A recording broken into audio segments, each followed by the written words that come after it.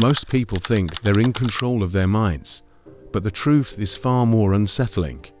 Your ego, a psychological mask you didn't choose, is making most of your decisions for you. And until you expose what it's doing behind the scenes, you'll repeat the same patterns, the same emotions, and the same life. Today, I'll show you the truth about the ego and the hidden ways it controls your reality without you ever noticing. First, let's go over what the ego really is. The ego is not your enemy. It's not evil. It's not spiritual darkness. The ego is simply the identity your mind created to keep you safe.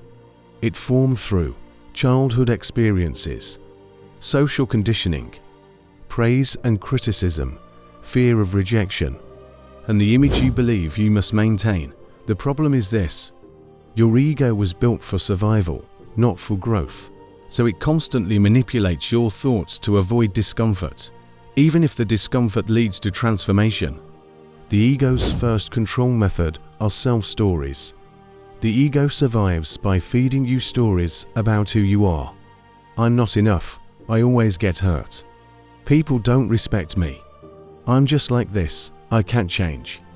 These stories feel like truth, but they're only protective narratives created to shield you from emotional risk.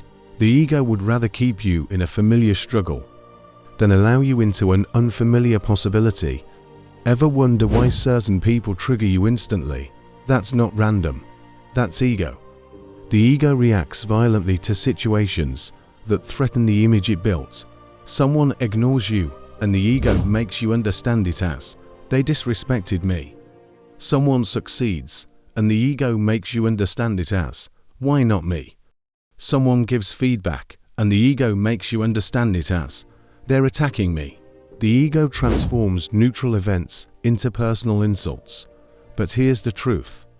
Triggers are not signs of harm, they're signs of unhealed identity. The fourth method the ego uses to control you is fear. The ego's favorite tool is fear. Fear of change, fear of failure, fear of success, fear of being seen, fear of losing control. Every time you're about to grow, your ego whispers, "Don't do it. It's too risky. What will people think? You're not ready." The goal isn't to protect you. The goal is to keep things predictable. The ego chooses comfort over potential. The fourth method is overthinking. When your ego feels threatened, it forces you into overthinking. Not because you need more analysis, but because thinking keeps you from acting. Every spiritual tradition and every psychological model says the same thing. Overthinking is the ego's distraction tactic. The more you think, the less you change. The fifth method is identity addiction. This is the deepest secret of all.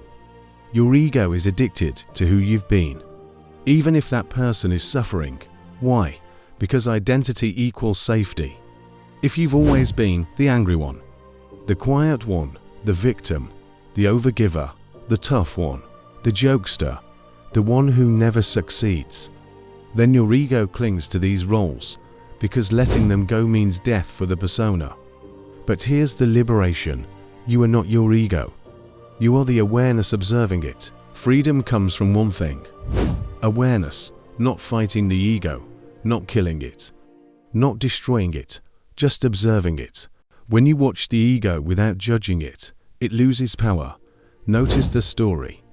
Notice the trigger. Notice the fear. Notice the overthinking. Awareness dissolves illusion.